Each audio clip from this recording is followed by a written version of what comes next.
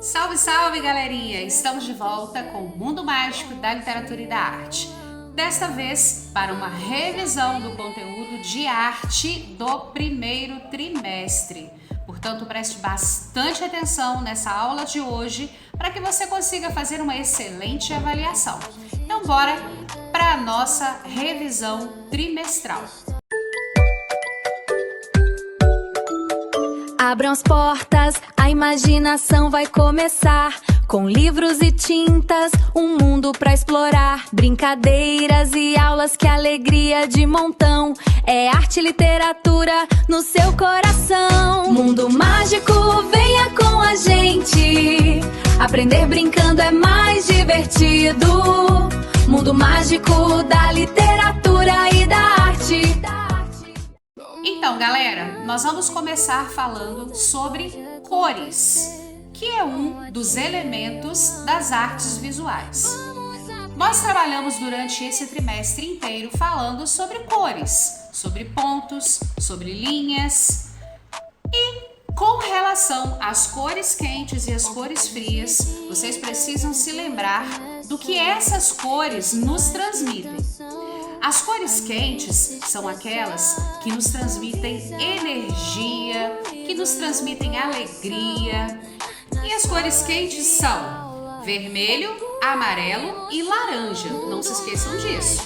Já as cores frias, como o próprio nome já diz, transmite a sensação de frio, a sensação de noite. Então preste bastante atenção. E as cores frias são roxo, verde e azul. Lembre-se também que as cores primárias são aquelas cores que não têm nenhuma mistura. O azul, o amarelo e o vermelho. Dessas três cores, a gente consegue criar qualquer outra. Tanto que as cores secundárias são o roxo, violeta, o verde e o laranja. Essas cores são obtidas através da mistura das cores primárias. Não se esqueça disso. O nosso próximo conteúdo do trimestre, que nós veremos agora na nossa revisão, é sobre a arte plumária, o grafismo indígena e também a cestaria indígena. Galera, prestem bastante atenção no que é dito. O próprio termo já fala do que se trata.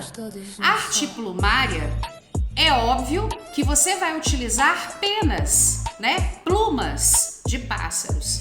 Você não, né? Os indígenas que utilizam. Mas enfim, a cestaria indígena não é nada mais do que um trançado. Eles conseguem transformar fibras trançando e constroem lá as suas peneiras, vasos, jarros, balaios, enfim. Essa é a arte indígena que tem como base o trançado de fibras, a cestaria indígena. Já o grafismo indígena não é tão simples assim. Por quê? Ele tem o seu significado para o povo indígena, tá? E lembre-se, o grafismo indígena é feito especificamente pelas mulheres e não pelos homens dos povos indígenas, ok? Galerinha, vamos lembrar agora sobre formas. Formas orgânicas e as formas geométricas. Todos vocês já conhecem as formas geométricas estudadas lá em matemática, né? Ao longo da vida de vocês. Círculo, triângulo, retângulo, quadrado. Essas são as formas geométricas. Mas a gente consegue também encontrar várias formas na natureza. Estas a gente chama de formas orgânicas, ok? O nosso próximo conteúdo da revisão é sobre as artes visuais. O que pode ser considerado arte? Gente, muito simples. A música, a dança, o circo, o cinema, o teatro. Precisamos observar bastante quais são os tipos de arte. O que pode ser considerado arte?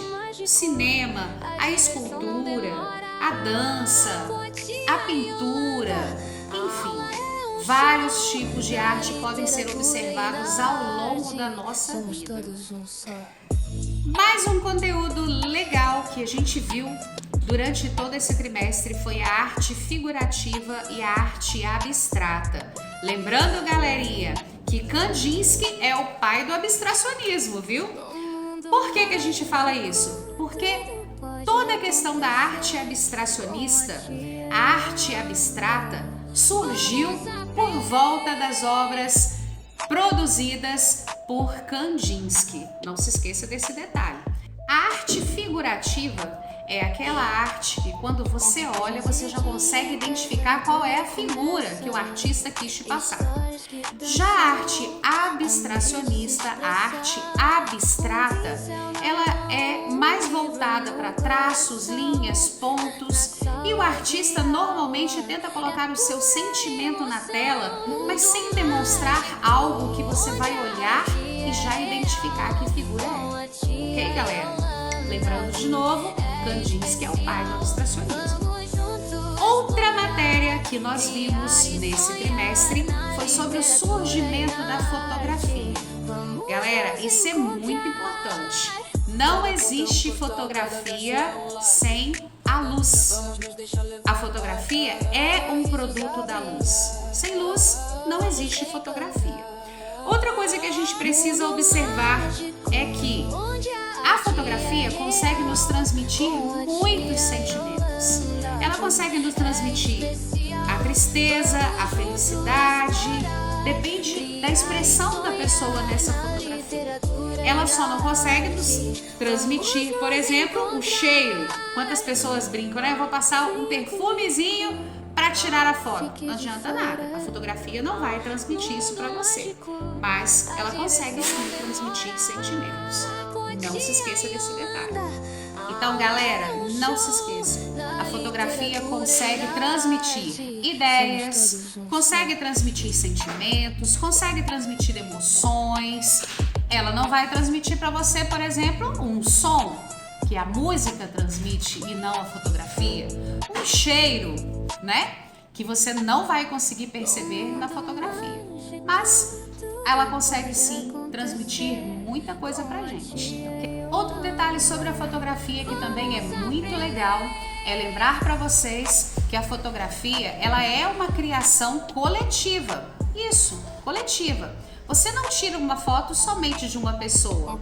Então, ela é sim uma construção, uma criação coletiva, podendo também ser individual.